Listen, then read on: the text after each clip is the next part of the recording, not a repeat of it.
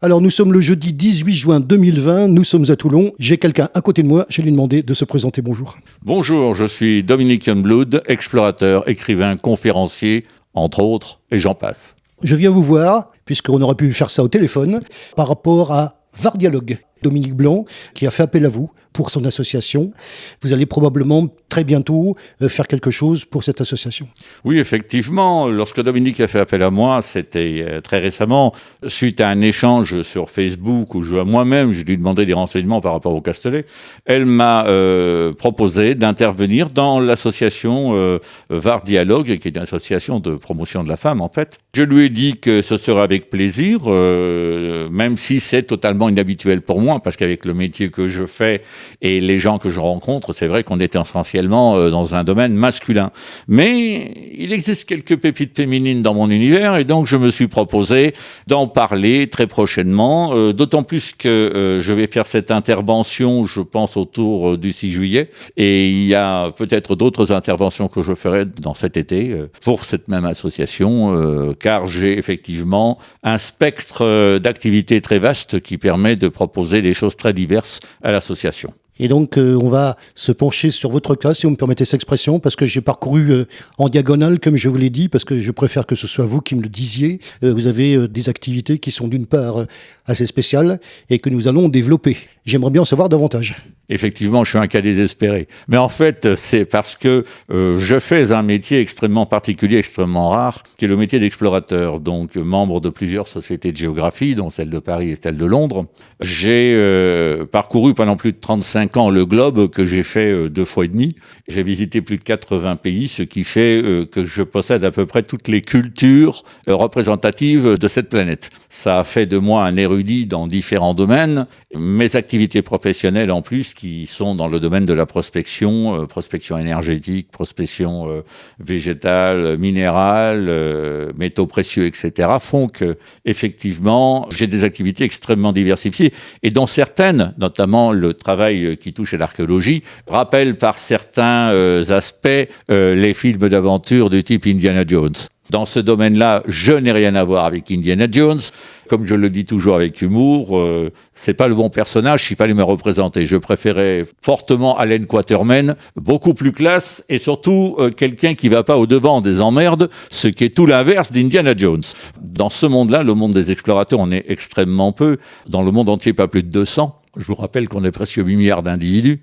Ceci dit, ces 200 font travailler, grosso modo, toute l'année, environ 200 000 personnes dans le monde. Donc on est quand même une sacrée industrie, même si on n'a aucune visibilité. Mais c'est parce que peut-être nous sommes marginales, comme nous disent certains. Moi, je dirais tout simplement non répertoriés dans les activités standards de la civilisation, et que cela nous conduit à voir des fois, comment dirais-je, à porter un petit peu les tenues de mercenaires ou de contrebandiers, alors qu'en fait, en réalité, la grande partie des aventuriers sont des gens qui, Dieu merci, n'ont pas de casier judiciaire en forme de dictionnaire. Ceci dit, c'est vrai que nous vivons de manière très intense et très en décalage par rapport à la population lambda, je dirais, de n'importe quel pays. Et au niveau des différentes activités de ce que vous faites ? L'une des activités qui intéresse notamment VAR Dialogue, c'est mon activité de chercheur de trésors. Je tiens à préciser le nom. La différence avec le chasseur de trésors, c'est que le chasseur de trésors a une étiquette pilleur de tombes, alors que le chercheur de trésors a une étiquette protecteur du patrimoine, ce qui est totalement différent. Maintenant, il est vrai que nous ne sommes pas désintéressés par la prime des 10%, qui nous permet, si nous trouvons un trésor, de recevoir un gentil chèque de la valeur de 10% de celui-ci. Donc c'est très intéressant et totalement légal pour ceux qui seraient un petit peu choqués par ce côté commerce d'art. Mais enfin, il faut quand même faire des efforts assez monstrueux et d'investissement financier conséquent pour trouver un vrai trésor. Alors il faut savoir qu'à l'heure d'aujourd'hui, j'ai quand même à mon actif plusieurs épaves sous-marines, plusieurs trésors terrestres. À l'heure d'aujourd'hui, je suis sur un énorme trésor, je pense que c'est le plus gros trésor d'Europe. Le problème, c'est que ça fait 20 ans que je lui cours après et que ce qui m'arrête, ce n'est pas ni l'aventure ni le danger, mais la paperasse administrative européenne qui m'empêche notamment d'aller défoncer la dalle de la cathédrale de Cologne pour vérifier s'il y a bien en dessous une sous-cathédrale de l'époque de Charlemagne. Ceci dit, quand on sait que le trésor de Charlemagne représente à lui seul l'équivalent du trésor des Nibelungen associé à celui des Templiers, on comprend que ça vaut le coup. Rien que ce trésor doit représenter au cours d'aujourd'hui l'équivalent de 5 ans du budget total de l'Europe. Ah oui, quand même. Ah oui, quand même. Donc, on comprend qu'en plus, ce trésor se trouvant probablement quelque part en Allemagne, l'un des 2 piliers de l'Europe, ce sera quand même difficile, à mon avis, s'il est trouvé, que l'Allemagne accepte de partager avec les 26 autres. Là, ça va être un passage difficile. Mais ce qui est intéressant, c'est toute cette partie recherche de trésors, toute cette partie, je dirais, surprise, énigme. Ça fait un peu, comment on appelle ça, les escape games, mais en véritable situation. Et puis vous avez des rencontres extraordinaires avec les conservateurs, les experts, les archéologues. Les archéologues, j'ai toujours une relation un petit peu difficile avec eux. Pourquoi ? Ah ben non pas que je les aime pas, hein, mais certains ont eu la dent dure avec moi et avec mes confrères, et donc nous leur avons expliqué que nous ne faisions pas partie de la même catégorie d'individus. C'est-à-dire que, à force de nous riper un petit peu comme ça, j'ai fait de l'humour un peu noir, et ils l'ont depuis mal pris. Je leur ai dit que les explorateurs et les aventuriers étaient un peu les seigneurs. C'était à eux qu'était confiée la mission de retrouver ce qui avait été perdu, mais qu'une fois perdu et retrouvé, il fallait à ce moment-là que les aventuriers et les explorateurs remettent les clés à la femme de ménage, c'est-à-dire aux archéologues. Notez bien que c'est quand même les seuls qui portent des balais, des truelles et des choses comme ça pour nettoyer les endroits retrouvés. C'est vrai qu'ils n'avaient pas tellement apprécié le côté un petit peu laborieux que j'avais donné de leur image, mais ils l'avaient bien cherché puisque avant même d'avoir compris les motivations de ces recherches, comme je vous l'ai dit, qui sont de retrouver des choses du patrimoine de l'humanité, leur réaction avait été de prendre tout explorateur, tout aventurier comme un pirate. Et en fait, ce n'est pas du tout le cas, c'est pas dans notre intérêt non plus d'être comme ça, et depuis, je peux vous rassurer, les lois à l'échelle internationale se sont considérablement durcies, tellement qu'à l'heure d'aujourd'hui, par exemple, le Titanic étant hors des eaux territoriales de n'importe quel pays, sur le principe, il pourrait être visité par n'importe quel chasseur de trésors sans encourir la moindre poursuite. Pourtant, il s'est signé à l'ONU, à travers l'UNESCO, un accord qui en interdit désormais la visite, l'exploitation et tout, sans un contrôle extrêmement serré de ce qui se trouve là-bas. En sachant quand même que tout le monde pense aux 1500 morts, en oubliant les 320 millions de dollars en bijoux et compagnie qui dorment toujours dans le coffre du Titanic. C'est un sacré métier quand même. Alors, retour à Vardialogue, qu'est-ce que vous allez leur faire ? Ah ben c'est pas difficile, hein, leur faire du bien déjà. Mais bon. C'est le but, hein, parce que, vous savez, j'interviewe pas mal d'invités à eux, et ça donne le plaisir, justement, de connaître des gens comme vous, que deux connaissances juste avant vous. Et c'est quand même des belles conférences pour ce genre de personnes que vous allez découvrir. Si vous ne les connaissez pas, je pense que vous allez passer un bon moment, déjà avec Dominique que vous connaissez, mais également le public qui va certainement vous écouter. Ah oui, puis de toute façon, c'est toujours très intéressant d'échanger, de rencontrer, et surtout des gens de milieux différents, parce que...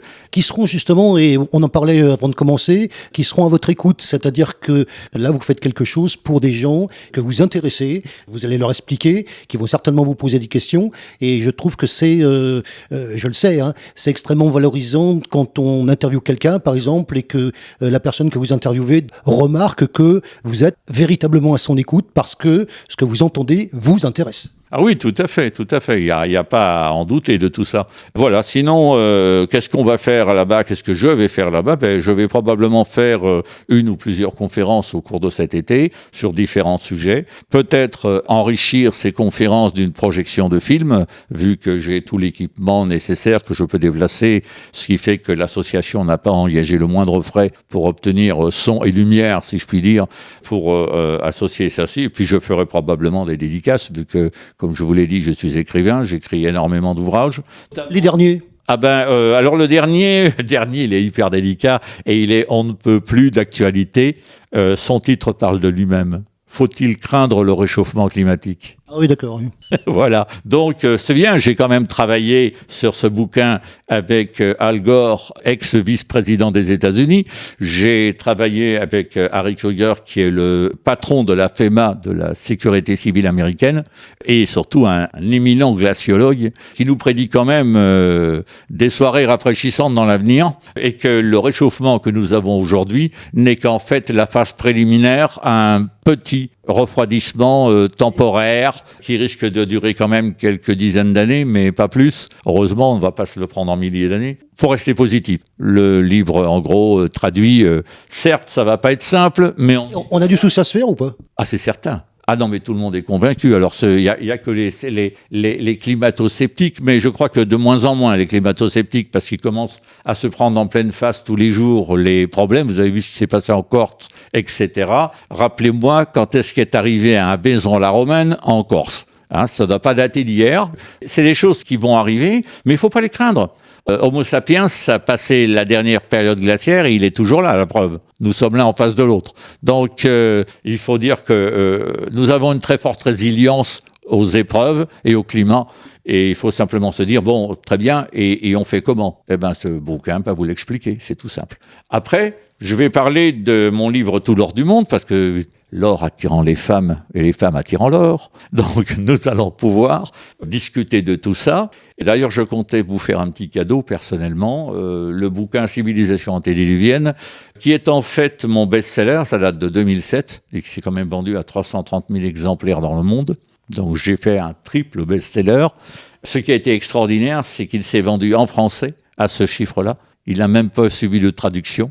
J'ai vendu plus de 100 000 exemplaires sous la forme d'un e-book dans le monde entier. D'ailleurs, la majorité des chercheurs alternatifs, ce qu'on appelle les chercheurs de vérité sur Facebook et le net, ont pris mon livre en livre de chevet et en livre de base pour leur propre recherche. Ça ne doit pas être trop mal, mais enfin, j'ai mis 3 ans à l'écrire et j'ai fait le tour du monde pour ça. C'était une palette de vos activités. Je vous remercie d'abord de cet accueil. On pensait faire ça au téléphone. Je vous découvre ce qui permet un échange de proximité, ce qui est un petit peu différent du téléphone.